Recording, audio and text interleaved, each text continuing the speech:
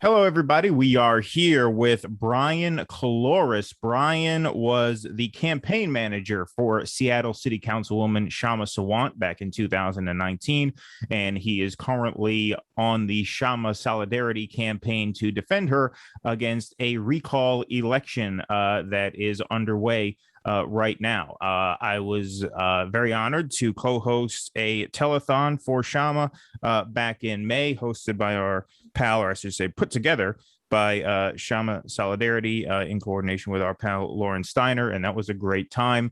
But I wanted to get back in touch with you guys and do something as the recall date drew nearer, and so that's what brings us here. So, Bryan, thanks for making the time, man. I appreciate it. Thanks for having me. Absolutely. So let's just get right to this. What is this recall about, and why is it happening? We'll just start there because I think a lot of people are. I think there's been a lot of vagueness around the very question of what this is and why it's happening. Yeah, so this recall is because big business and the right wing want a do-over because Kshama keeps defeating them and our movements keep defeating them in election after election.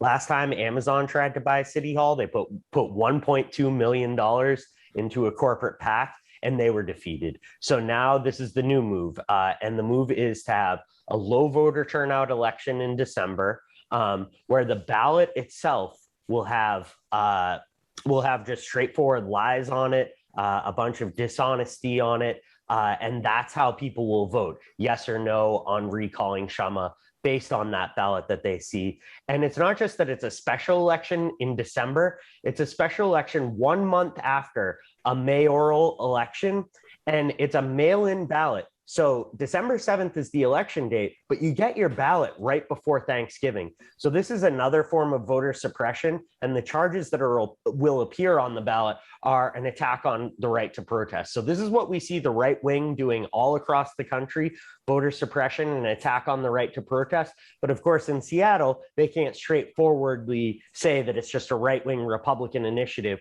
They have to hide behind something else. So we need to tell it for what it is. And when we look at their donors, it's clear what it is. It's a Republican, right-wing, racist initiative that's an attack on the right to protest and on the left.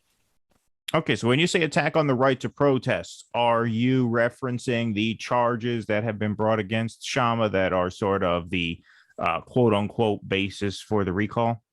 Exactly. And so Kshama hasn't been found guilty of anything, didn't break the law. There's no criminal charges against her. She wasn't allowed to testify in court. Yet the way the ballot's going to appear is as if she's guilty of all these things, some of which are just completely untrue. So the charge of the three that the recall campaign likes to talk about the most is a march to the mayor's house. So what they're saying is Kshama led a march to the mayor's house, which was a protected address. Kshama doesn't know where the mayor lives and did not lead a march to the mayor's house. Kshama, like 20 million of the rest of us, probably including you guys, went to the Black Lives Matter demonstrations in the summer of 2020. And this particular demonstration is important because Kshama was asked to speak by the families of victims of Seattle Police Department violence. The Seattle Police Department is notorious. 6 of them participated in the January 6th Capitol attempted insurrection, the Coors Light push, as I like to call it. And so that's good. I like that. So it's just a lie, and it erases the people who actually led the march, the victims of SPD violence, but it's going to appear on the ballot as if it's truth. And Kshama is proud of the role that she played in the Black Lives Matter demonstrations, not only with this march to Jenny Durkin's house, but also with the City Hall protest that also appears on the charges. I don't know if you want me to get into the City Hall too. Sure, yeah, get everything out there that you need to. City Hall, the protest in City Hall that Kshama did lead, was also an organizing meeting to talk about next steps for the Black Lives Matter movement. And it helped breathe life into the struggle. At a time when on the streets in Seattle, people were being tear gassed over and over again, a chemical weapon that affects your respiratory system while there's a respiratory disease going around that the cops were using. Kshama led a protest away from the tear gas into City Hall at a COVID-safe event where everyone's wearing masks, hand sanitizer, etc. And it talked about organizing in the next steps. I think it's also symbolic, although this was not a symbolic action, it's symbolic of a larger process that over the last 8 years, Kshama's office has opened City Hall to protesters, to oppressed people, to working class people. Whereas before, City Hall used to just be completely owned by corporate lobbyists who would literally meet with politicians the week before they voted on the budget to tell them what to do in the budget. And so this organizing meeting talked about the next steps for Black Lives Matter in Seattle at a crucial turning point where there was a lot of repression. And one of those next steps was to fight to pass legislation that banned the use of crowd control weapons by police and ban the use of chemical weapons by police. This is, along with many other things in Seattle, this is a first in the country of any major city passing this type of legislation. And with all these firsts, from the $15 an hour minimum wage to taxing Amazon to landmark renters' rights, it was the combination of a determined movement and Kshama's council office that was able to win this victory. So again, now the core of their claim there with the protest at the city council is that the building had been closed because of coronavirus. Isn't that what they're claiming? That she opened it up to protesters when it wasn't supposed to be open because of coronavirus? Well, yes, but again, that's warped because the governor's measures had not the type of regulations we're used to now about indoor events, et cetera, et cetera. And the main thing is there was City Hall business going on other days, but she opened it after hours. I see. Was another thing. And Kshama opening City Hall to protesters and working class people while they're being tear gassed by police is you know, it's another sort of symbol, but it's not just a symbolic thing because it actually helped win this victory against chemical weapons and crowd control measures by the cops. Well, you know, it's funny. I was watching an interview that Kshama gave to Brianna Joy Gray, and Brianna made this point, and I'm glad that she made this point before I did, because if she hasn't been kicked off the internet, that means I guess I won't be either. But she said, you know, I mean, you referred to the January 6th riot as the Coors Light push, which is a very, very good phrase. I think I like the ring of that. But Brianna said, look, as much as you want to maybe condemn that specific event because of the specific motives behind it and the specific rationale behind it, Brianna said, I do envy their balls a little bit. You know what I mean? I do envy that spirit of like, we're taking over this government building. This is the people's house and we're coming in. You know what I mean? And so, you know, not that there's a direct parallel to what Kshama did with the protesters, but there's that revolutionary spirit there that, you know, is very much lacking on the left. You know, the left, as Russell likes to say, it's a movement of hall monitors very much. You know what I mean? You know, at a certain point, yeah, you might have to get into a little bit of trouble. Yeah. You know, obviously the difference is if the left is trying to storm the Capitol, demanding taxing the rich, demanding a higher minimum wage, demanding, you know, a socialist Green New Deal, the cops won't stand aside for us, right? Yeah, well, that's a great, I mean, that gets to it right there, because exactly. The January 6th rioters didn't bludgeon the cops to get to the building. They screamed and yelled until the cops stepped aside and let them in. Yep. But absolutely, I agree. The left has become far too tame recently. And, you know, we shouldn't be mourning over war criminals like Colin Powell. We should be proud to make enemies. And that's why we have this recall. A lot of, you know, people on the left, when they get elected to office, don't use it to build determined movements nearly enough. And I think they're well-meaning when they get in, but they're often proud of the friends that they make. You know, Pramila Jayapal talking about how great Biden is. Well, we should be proud of the enemies we make when we use our elected office correctly. And we're proud of the donors, the Amazon executives, you know, the top Trump donors, the union busting billionaires, the slumlords that are always after Kshama and are behind this right-wing recall. Because if you're not making a lot of powerful enemies, if you get elected to office, then you're not doing your job right. You're not mobilizing working class and oppressed people the way you should be. I agree 100%. I mean, the only two candidates I've lifted a finger to help elect in the past 5 years have been Bernie Sanders and Kshama Sawant. Both are independents. Or Kshama's not technically an independent. She's with the Socialist Alternative Party, which is a third party. And so I do want to ask, while we're on the topic of the enemies she's made, get into a couple of specifics about how she made those enemies, right? In terms of tax Amazon initiatives, rent control policies, the $15 minimum wage. I mean, she really turned that issue from a quote unquote pipe dream to a very achievable reality. She was the first to do it, really. She led the charge to make Seattle the first major city in the country to pass that wage. Yeah, and that's why when it spread across the country after being passed in Seattle, that's what the ruling class is afraid of with tax Amazon. Because if you look at every city across the country, there's a major housing crisis. And every city you live in has some corporation that people really don't like. It may not be on the scale of Amazon. It may not be on the scale of Jeff Bezos like it is here in Seattle. But taxing a big corporations in order to alleviate the worst aspects of a housing crisis in a city, this would be extremely popular, the same way 15 was. And they really don't want that to spread. And so that's why, in 2019, they poured in all this money to try and get rid of Kshama. Now, the Amazon executives are not being as brazen as they were a couple of years ago because it backfired on them. They've been trying to hide the last few months, but the recall was having a hard time raising money. So in the last couple of weeks, finally, Amazon executives weighed in. They weighed in with, it's almost like ridiculous who they had donate to the recall campaign, but it's their head of global real estate and their head of charter schools, along with someone on Bezos's elite S team, right?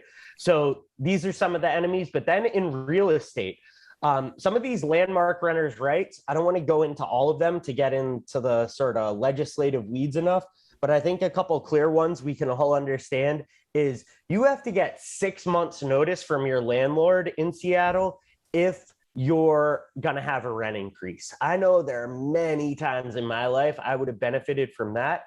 But then even more. Now, just to be clear, you guys, you don't have what we have in New York, right? You don't have rent stabilization. No. They can raise it whatever they want. They can raise it whatever they want. But then this next measure, along with the 6 months notice, I think is important, and I'll get to rent stabilization, rent control.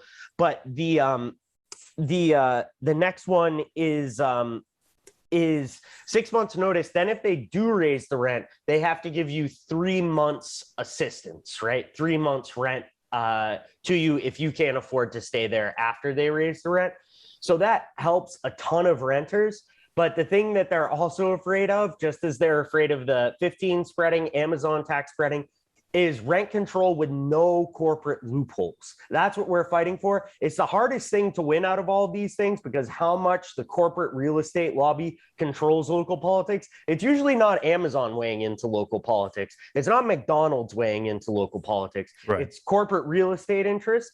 So it's really hard to win rent control. And we've been building that movement for a long time. And for the first time, and we think this has something to do with the timing of the recall, for the first time this month, Kshama is going to be introducing actual rent control legislations without the corporate loopholes that we see in New York or San Francisco that have whittled away rent control so that they can create these fake horror stories about who has rent control and who doesn't and try and undermine the authority of the legislation, but rent control with no corporate loopholes. And this is why they're afraid of her. This is why they can't stand 2 more years of having a Marxist thorn in their side in City Hall.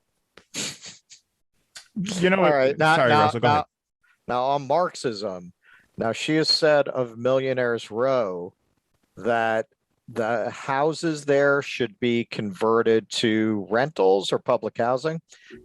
When things are exquisitely beautiful and rare, they shouldn't be privately owned.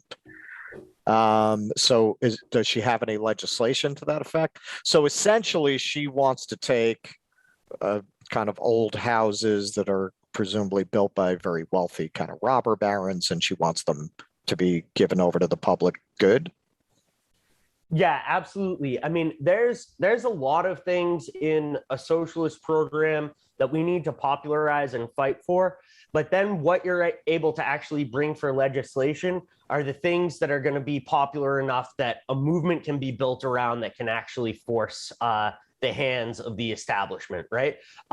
So unlike many others on the left, they'll often just limit what they try and popularize to what can be won legislatively, and they don't have a movement building approach. We need to popularize things like taking over the houses of the robber barons. We need to popularize things like Boeing, one of the biggest corporations in the area, should be brought under workers' control in those factories. Same goes for Amazon as well. We may not be able to legislate that under capitalism, but those need to be demands that we popularize while we're building those struggles that people will actually mobilize around. And so that doesn't mean our demands can't be far-reaching in the legislation, and rent control with no corporate loopholes is about as far-reaching as it gets in this country for housing policy. But we also need to popularize a socialist program for instance, these problems we face, environmental destruction, institutional racism. You think we're going to be able to get rid of these things without getting rid of the capitalist system, root and branch as a whole? It's utopian to think we could. So we need to be able to popularize, dare I say, a revolutionary program to actually win the full change that we really need. It's extremely refreshing and inspiring to have a conversation like this with people who have actually backed this rhetoric up with action that actually won, right? Like most of the time we talk about these things, it's like, yeah, it would be nice if we could do that someday. But Kshama's campaign is unique in that, like, you guys are winning. You guys are winning and you guys are making this change. And that's actually a very good point. It really comes down to like leading versus lagging indicators, right? Like, for example, one of the first interviews we did when we started this show a couple years back, I interviewed a prison abolitionist. And I thought, okay, well, she just says no jails whatsoever, right? We're not locking anybody in a cage for any reason at all. And you hear that and you think, well, that sounds a little bit too much, like we need to put murderers somewhere, right, to keep them away from everybody else. But then, you start talking about the crime bills of 1994 as a presidential race heats up, and you start talking about this. And then I interviewed a friend of mine from our local DSA chapter here in the Hudson Valley region of New York. And he says, look, you might not be a prison abolitionist, but those abolitionists are the ones who open up a space for us to come in here and say, okay, maybe not no prisons at all, but it really puts into perspective how drastic a measure it is to lock someone in a cage and keep them away from society and keep them away from their family. And should we do this unless we absolutely have to in the most extreme cases, right? Like, and once you think about it that way, you think, yeah, because so many people in this country just very casually toss around the idea, oh, yeah, this guy should be in jail. Oh, he should be in jail. Oh, this, the guy in the Haggard the Horrible helmet at the January 6th riot, they're talking about putting him in jail for 5 years. And people are like, he should be in jail for 10, 20, 25. It's like, what are you, fucking nuts? What are you, fucking nuts for occupying a building? You're going to lock the guy in a cage for what, 10 years of his life for doing that? Like, what are you, fucking insane? I mean, I would say 90 days for him if I were handing out the sentence. But anyway, the point is, rather than get into the weeds of that, the point is they open up a space for you to say, hey, wait a minute. How crazy is it that we're locking all of these people in cages for years and years and years and years and years? And the same idea sort of applies to what you guys are doing. Yes, we have to push a quote unquote radical platform in order to build movements and open up spaces to then have the legislative efforts be the lagging indicator of that. Right. If that makes sense. So like we set the marker here as commandeer these nice houses and take them over and make them sort of public buildings. And then the lagging indicator of that is rent control measures, right? Because that's the legislative effort that can be won once you set your sights halfway further down the field, if that makes sense, what I'm saying. Yeah, I think Sorry, I went on too long there. I realized now. No, I think it's a good point that we shouldn't limit what we have to say just to where the current discussion is, because our job is to raise consciousness. Our job isn't to just worship where consciousness is, but we need to raise it about what needs to be done. And what needs to be done is quite a dramatic transformational thing here and around the world. When we look at the crises all over the planet, whether it's inequality, environmentalism, food, various forms of oppression, women's struggles, etc., we need transformative change internationally, right? And we should never hide that. But it's a question, how are people going to get there? How are we going to convince people to get there? And a large way of how people learn en masse is they engage in movements. So then the question is, what can mobilize people into struggle? And it's not these piddling little things like, oh, I wish the appropriations bill was a little bit this way and that way, and this politician and that. People zone out with that stuff, It's what's going to affect their material conditions of their lives, higher wages, stop letting the cops kill people on the streets, have a better house, etc. But those things are not easy struggles to win because of the powers that are up against us. If they were easy to win, we'd have them already, So we're going to need to build that movement, and people learn through movements. Who are your enemies? Who are your friends? And they're often surprised by a lot of it. Recently, in Washington State, we had a carpenter strike as part of Striketober that's going on right now. And some of these rank and file workers, construction workers, they're Trump supporters. But they felt like their union leadership wasn't fighting for them. Kshama was out on the picket lines with them. I was out on the picket lines with them. We have some construction workers in Socialist Alternative who are out on the picket lines with them. And they say, I never expected to be at a protest organized by you guys. And now the strike's over, but we're fighting for parking for construction workers, fighting for legislation for parking for all construction workers. And now you have people who were Trump supporters, going to public hearings and denouncing the city council for not fighting for parking. You've got a study group on Lenin's State and Revolution popping up among some construction workers, And it shows that what can be done when people begin fighting in their own interests. And that's where we have to never be hiding what we're fighting for and have that ambitious program to change the world, but then be thinking about what can mobilize people into action, because people learn through that process as well. Well, you make a couple of interesting points. One, I'm sure you're aware that there's a faction of the left, and I'll put air quotes around that would tell you basically anyone with a red hat is damaged goods, and you should not be working with them. Which I feel that's essentially a corporate media narrative that certain people have absorbed. This idea that we're all at cross purposes, and they spread that kind of confusion. So I wonder if you got any of that kind of pushback if you were making common cause with avowed Trump supporters on an issue. Did you get any pushback like that? Yeah, there was posing by some people in the labor movement who claim to be super woke, but have less in common with the workers that they're supposed to represent than they do with management. And the thing is, we worked alongside two-time Trump voters, but it doesn't mean you don't challenge them on things. We wouldn't accept a second of misogyny or immigrant bashing on the picket lines.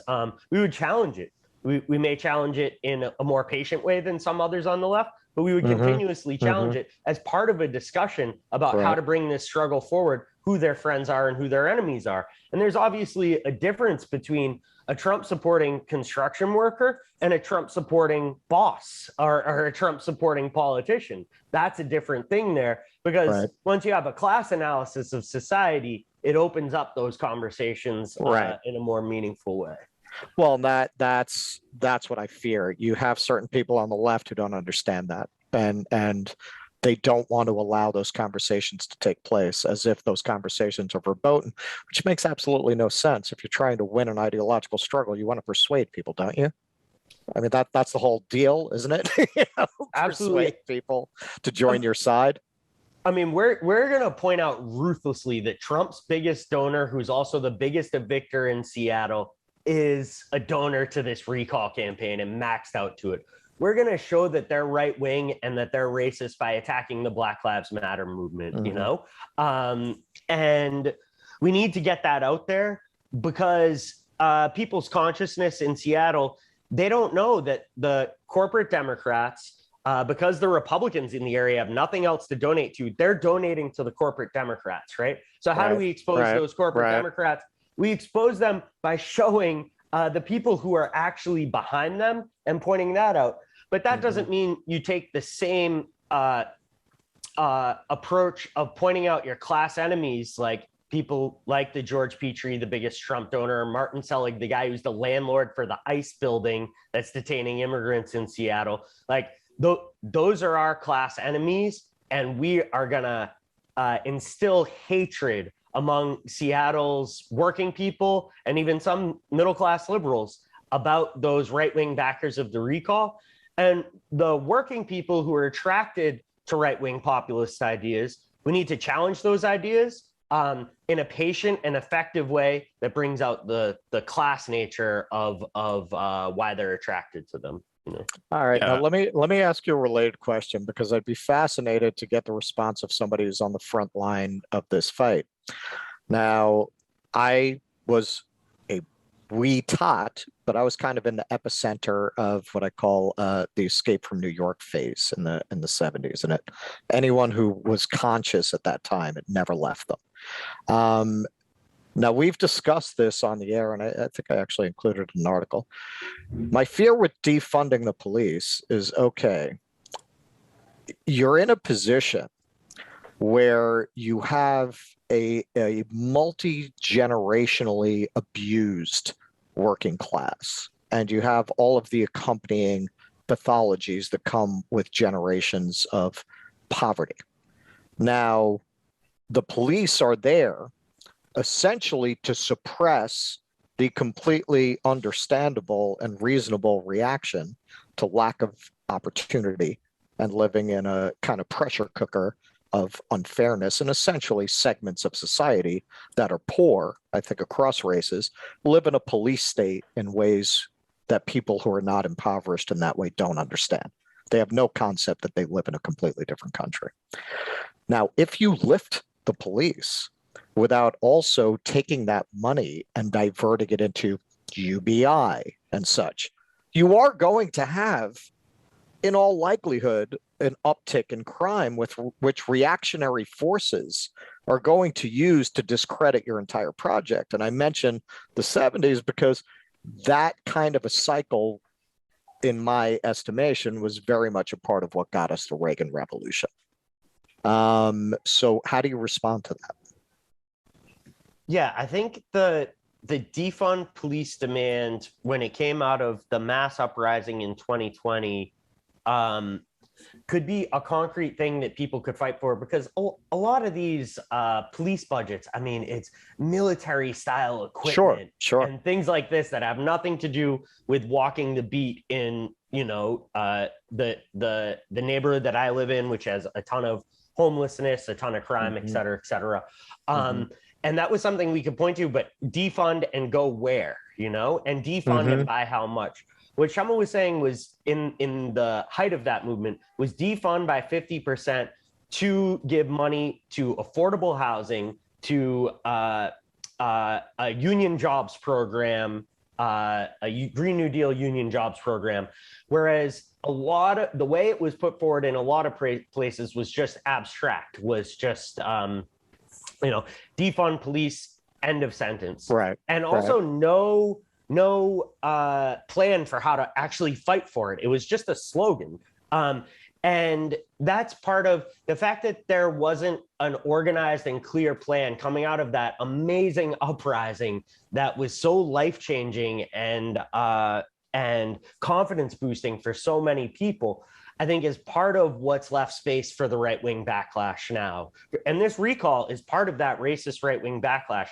The 81 bills against the right to protest around the country introduced by Republicans is part of that racist right-wing backlash. And it shows the crucial element of in our movements, too many of our movements, especially in this period compared to like the 1970s, which you talked about, they're often explosive and episodic, and then what's left afterwards to get organized in.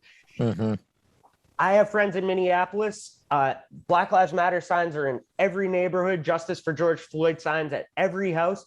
But what do you actually go to in your neighborhood if you want to continue the fight against racism? There's no organization to go to. You know, there's these nonprofits who don't do very much. But what grassroots organizations can people get involved in? And I think also it's not just the weakness of the defund demand where no concrete things were put on it, but it's just that there was so much space for this racist right-wing backlash because people didn't get organized enough out of that movement. And I think that's something we need to talk about, is how we need stronger unions, but also a new party in this country. And I hope that DSA could be part of that process, pointing in that direction.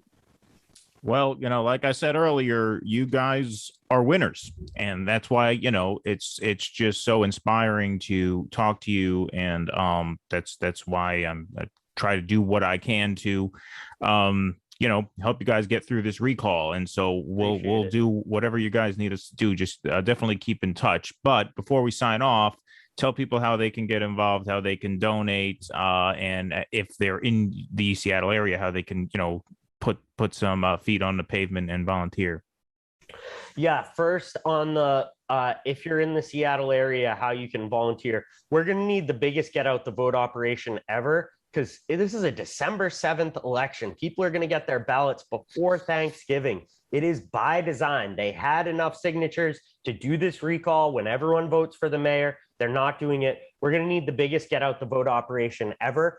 We've already had 500 volunteers who have participated in this campaign. We've got over 3,000 in-district donors. We're going to need more people to step up. Voting's not going to be enough. We need folks to contact your friends, to donate to the campaign, and to come out. If you're not ready to knock on doors, we've got plenty of other stuff you can do. You can hang up posters, etc., phone bank, text bank, but we need your help. It's going to take more than voting to win this one. It's a huge uphill battle. So the website, Kshama Solidarity, there's a K in Kshama.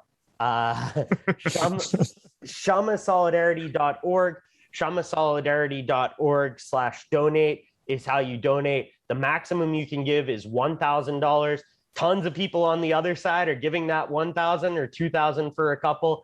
And their top professions, because you have to say what you do for work, are the top professions of the other side are corporate executives working in real estate, corporate lawyers, managers.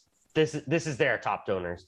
Our top donors are tech workers, teachers, and construction workers. Those are our three employees for top donors. So we really need that help. And it's not just the recall that we face, that we're actually out fundraising, because we're a fundraising juggernaut and we break records every time around. It's well known in Seattle, but it's these corporate PACs, and they always come in at the last minute. And because of what happened in 2019, we think it's going to be even more at the last minute to try and sneak under the radar, because Amazon took a hit for how they came in 2019. It damaged their reputation, not only in Seattle, but across the country. But they already have $600,000 in a corporate PAC that's aimed mainly at us. There's going to be a heck of a lot more of that. So we really need you to step up and donate. We've got donors from all 50 states and, of course, the District of Columbia and Puerto Rico. So we need y'all to step up and help fund this fight, because this is important not just for Seattle, but the victories we've won here have spread across the country. And also the example. You don't have to kiss up to Margaret Thatcher's ghost or Colin Powell's ghost, if you want to call yourself a socialist in office, you can unapologetically fight for working class people and make the type of enemies who are carrying out this recall. We should be proud to do that. And it's necessary that we do that if we want to build the type of movement that can change the world. Absolutely. Bryan Koulouris, thank you so much for making the time. Good luck. Godspeed. Let us know if there's anything else we could do to help between now and then.